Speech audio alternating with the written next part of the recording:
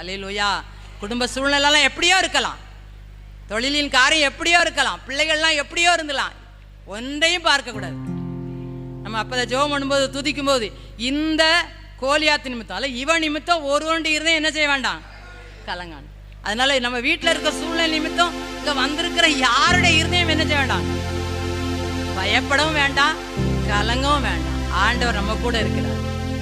பயப்படாதிருங்கள், இதோ எல்லா ஜனத்துக்கும் மிகுந்த சந்தோஷத்தை உண்டாக்கும் நற்செய்தி உங்களுக்கு அறிவிக்கும்.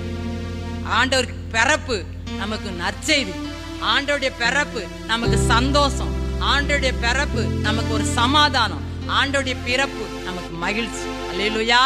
கரங்களை தட்டி நன்றி சொல்லுவோம். ஹல்லேலூயா, ஹல்லேலூயா, ஹல்லேலூயா. இன்னும் தொடர்ந்து நம்ம கொஞ்ச நேரம் ஜெபிக்க போறோம்.